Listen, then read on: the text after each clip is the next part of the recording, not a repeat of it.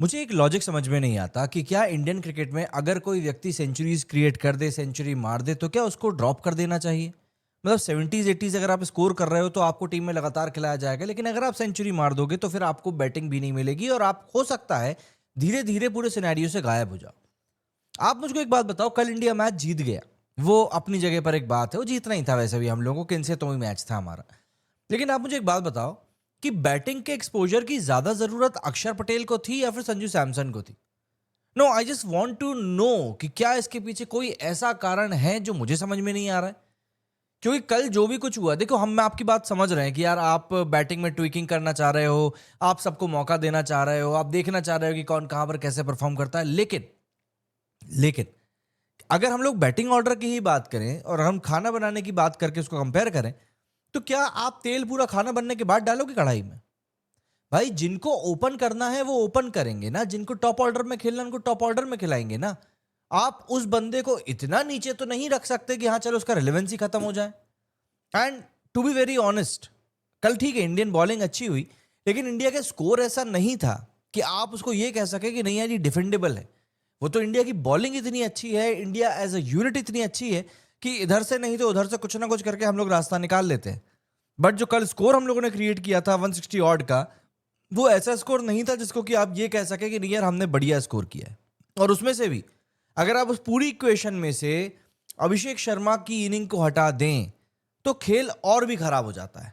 और ये सब चीजें कहीं ना कहीं थोड़े से कंसर्न्स रेज कर रही हैं गौतम गंभीर की टेक्टिकल स्ट्रैटेजीज के ऊपर। कल का मैच देखिए, इंडिया ने काफी अच्छा खेला, इसमें कोई दो राय नहीं है, इंडिया अच्छा ही खेल रहा है। बढ़िया स्टार्ट मिला, अभिषेक शर्मा को जो बोला गया करने के लिए उस बंदे ने वही किया। एंड देखिए होता क्या है, यहाँ पे भी मुझको ऐसा लगता है कि बांग्लादेश जो है ना, थोड़ा सा उनको इस बात के ऊपर फोकस करना चाहिए कि हम ना बोलें तो बेहतर रहेगा। जैसे मैं एक स्टेटमेंट सुन रहा था, इनके कोच हैं या कौन, उनका स्टेटमेंट निकल कर आया था कि होगी इंडिया दुनिया की बेस्ट टीम, लेकिन उस दिन के मैच में जो जीतेगा वही बेस्ट टीम बनती है। देखो, मैं मानता हूं, देखो बांग्लादेश के जो क्रिकेट फैंस है वो बहुत ज्यादा पैशनेट है, बहुत ज्यादा पैशनेट है। लेकिन जब आप इस तरह की बातें करते हो ना, तब आप अपनी अपने जो फैंस है ना उनको एक होप देते हो, प्लस आप अपनी टीम को एक प्रेशर में डालते हो। आप अपनी टीम को प्रेशर में डालते हो कि यार हमको अच्छा परफॉर्म करना पड़ेगा क्योंकि सार ने वो बात बोल दी है। आपका कप्तान नहीं खेल रहा है ना? जिसको आप कप्तान बना रहे हो मैच में, वो बंदा ऐसा लग रहा है कि कप्तानी कर ही नहीं रहा है, बल्कि बंदर की तरह इधर उधर बस नाच रहा है। मैच आपकी गिरफ्त में आ चुका है। मतलब आप इमेजिन करके देखो, कोई टीम आपके 5 से 6 कैच छोड़ रही है, कोई टीम आपके 5 से 6 कैच छोड़ रही है, and then you end up on the losing side. Catches win matches कहावत कही जाती है क्रिकेट के मैदान में, लेकिन ऐसा लगता है कि जब ये टीमें इंडिया के अगेंस्ट खेलती है तो सिर्फ कैचेस छोड़ना ही इन लोगों के काफी नहीं होता। जी हाँ, कल भी इंडिया ने बहुत कैचेस छोड़े और अच्छे खासे छोड़े। पाकिस्तान के खिलाफ भी आई थिंक 5 कैच छोड़े थे और बांग्लादेश के अगेंस्ट भी कुछ इतने ही छोड़े।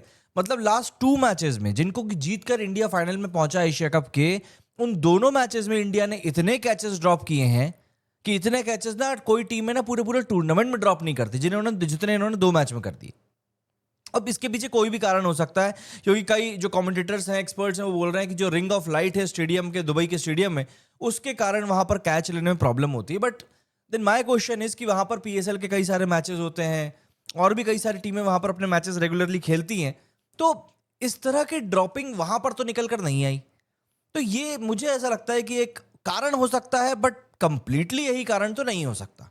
आप कंप्लीटली वो जो लाइट्स है वहां के स्टेडियम के, आप उनको नहीं बोल सकते कि नहीं यार सब कुछ इनके ही कारण हो रहा है। नहीं, ऐसा नहीं है, ये पॉसिबल नहीं है। ये सिर्फ ऐसा है कि चलो ठीक है, थोड़ी गलती हो गई तो एक काम करो, जरा कंबल उड़ा के साइड में बिठा दो, बाद में समझते हैं इसका क्या करना है। फील्डिंग इंडिया की खराब हो रही है और इसके ऊपर ध्यान देने की वाकई में जरूरत है। Now talking about the match, कहीं ना कहीं ये बात हमको एग्री करनी पड़ेगी कि हम लोगों ने जो स्कोर था वो सही नहीं किया था। मतलब ये स्कोर वो स्कोर नहीं होता जिसको कि आप कह सके कि यार नहीं हम इस स्कोर से मैच जीत जाएंगे। 168 रन आप स्कोर कर रहे हो, एंड आई डोंट थिंक कि 168 is enough in today's T20 era. But then we have to remember कि we have a bowling unit like India, जिसके पास में बुमराह है, वरुण चक्रवर्ती है, कुलदीप है, हार्दिक पांड्या है, जिसको कि हमारे यहाँ पर कई लोग बॉलर नहीं मानते, but still in each and every game he brings up his A card. तो आप उसको भी इग्नोर नहीं कर सकते। मतलब अगर मैं इंडिया की मतलब आप बांग्लादेश के स्कोर कार्ड को देखेंगे तो आप 2 स्कोर हटा दीजिए, एक सैफ हसन ने 69 बनाया और दूसरा परवेज ने जो 71 बनाया। इसके बाद क्या स्कोर्स थे? 1704424046। मतलब आपको ऐसा लगेगा कि आप किसी टेलीफोन डायरेक्टरी में किसी का नंबर चेक कर रहे हैं। सिर्फ दो प्लेयर्स थे जो कि डबल डिजिट में गए थे, बाकी सारे प्लेयर्स सिंगल डिजिट में आउट हुए हैं। तो यहां पर कोई कंपटीशन, कोई मैचअप तो था ही नहीं। देखिए ये बात क्लियर है। एंड सबसे बड़ी बात, जो हमारी बॉलिंग यूनिट थी उसने भी एक तरीके से एक यूनिट की तरह परफॉर्म किया।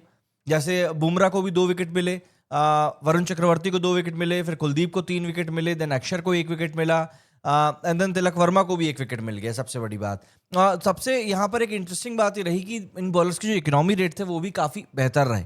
मतलब एक जो बात चल रही थी, कल हमने भी वीडियो किया था कि बुमराह का जो ये एशिया कप है ये काफ़ी ज़्यादा ऑफ कलर जा रहा है।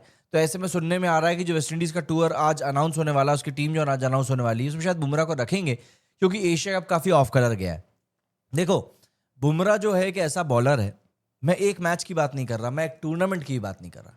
ये एक ऐसा प्लेयर है जिसने कि अपने स्टैंडर्ड्स इस हिसाब से सेट कर लिए हैं कि जो गुजरे हुए ज़माने के ग्रेट्स हैं ना, वो भी बुमराह के बारे में कुछ भी बोलने में, उसको राइट ऑफ करने में सोचते हैं। वो बंदा अपनी शर्तों पे बॉल डालता है कि मैं वहां टप्पा कराऊंगा तो बॉल वहीं जाएगी। आप उसको एक टूर्नामेंट के खराब चले जाने से आप उसको नहीं बोल सकते कि भाई ये रंग में नहीं। उस बंदे को 1 ओवर लगेगा अपने फॉर्म में वापस आने में, 1 ओवर। तो कल भी अच्छी बॉलिंग करी यार बुमराह ने, 4 ओवर में 18 रन दिए, 2 विकेट निकाले, 4.5 का इकोनॉमी रेट रहा।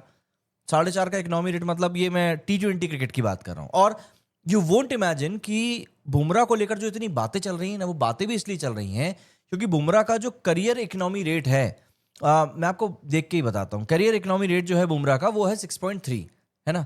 और इस टूर्नामेंट में, इस मैच से पहले बुमराह का इकोनॉमी रेट था 8.3, जो कि T20 क्रिकेट में आज की तारीख में बहुत नॉर्मल है। लेकिन आप बुमराह का स्टेटस देखो कि बंदे का इकोनॉमी रेट एक टूर्नामेंट में 8.3 क्या पहुंचा, लोगों ने बातें करना शुरू कर दिया कि यार बुमराह ऑफ कलर है।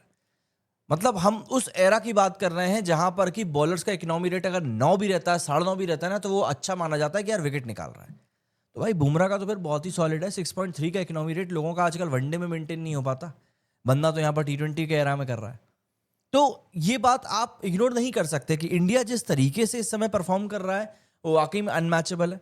हमारी फील्डिंग नहीं चलेगी तो हमारी बैटिंग चलेगी, हमारी बैटिंग नहीं चलेगी तो हमारी बॉलिंग चलेगी, लेकिन कोई एक यूनिट क्लिक जरूर करेगी, ये बात श्योर है। और ये सब कुछ जो कि ये कॉन्फिडेंस है ना, कई सारी टीमें इसको ओवर कॉन्फिडेंस ही मान लेती है, but this is the aura which you have to carry with yourself. आप इसको ओवर कॉन्फिडेंस नहीं कह सकते, इसको कॉन्फिडेंस ही मानना पड़ेगा।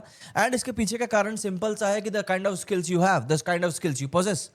अगर आपके अंदर वो स्किल्स नहीं है तो ऑब्वियस सी बात है आप चिल्ला चोट ज्यादा करोगे, जैसे कि हम देखते हैं बाकी टीमें करती हैं कि क्रिकेट के मैदान पर खेलते कम है और चिल्ला चोट इधर उधर की ज्यादा करते हैं। देखो, सिंपल सी बात है कि खाली बर्तन जो होता है ना वो ज्यादा बचता है, भरे बर्तन से उतनी आवाज नहीं आती। तो जब आपको पता है कि आपके अंदर वो स्किल सेट है कि आप सामने मैदान पर जाकर परफॉर्म कर सकते हो, जब आपको पता है कि आपके अंदर वो स्किल सेट है कि आप किसी सिचुएशन से अपनी टीम को निकाल सकते हो, मतलब आज अगर इंडियन टीम के पास में वो कॉन्फिडेंस है कि आप ऊपर 1 नंबर से लेकर 8वें नंबर तक आप बैटिंग करा सकते हो, तो भाई है कॉन्फिडेंस। हमारे पास में सिर्फ ओपनर्स नहीं है हमारे मैच विनर, हमारे 5, 8, 8वां 7वां बैट्समैन भी मैच विनर है। जस्ट इमेजिन कि कल सैमसन कितना, मतलब बैटिंग ही नहीं कर पाया। वो तो ठीक है, अक्षर पटेल को हम क्रिटिसाइज कर रहे हैं, बट अक्षर पटेल का जो स्ट्राइक रेट है वो करियर स्ट्राइक रेट की अगर मैं बात करूं तो वो शिवम दुबे के स्ट्राइक रेट से ज्यादा है। एक मैच उसका ऑफ कलर चला गया, वो समझ में आ रहा है, अंडरस्टैंडेबल है, but again the kind of batting Akshar has shown in the past matches, आप उसको भी नहीं छोड़ सकते। बेसिकली एक मैच के कारण आप सबको राइट ऑफ नहीं कर सकते। बट मुझे अगर सबसे बुरा किसी के लिए लग रहा है तो वो मुझे लग रहा है सिर्फ उसे संजू सैमसन के लिए।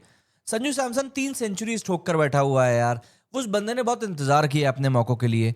एंड अब गंभीर जिस तरह की टैक्टिक्स संजू सैमसन को लेकर अपना रहे हैं, लास्ट मैच में भी बहुत लेट मैच बैटिंग करने के लिए भेजा था जो ओमान के साथ हुआ था, एंड इस मैच में भी, तो मतलब ये चीज कहीं ना कहीं उस बंदे का ना एक कॉन्फिडेंस ब्रेक करेंगे। एंड आई डोंट थिंक कि संजू डिजर्व्स दिस।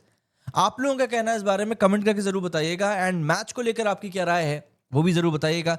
रोस्ट नहीं किया क्योंकि रोस्ट करने लायक कुछ था नहीं, जहां कंपटीशन ही नहीं मिला वहां पे रोस्ट कैसा करना। वो तो अच्छा है कि बांग्लादेश ने ज्यादा मुंह नहीं चलाया, वरना हो सकता है और समस्या हो जाती।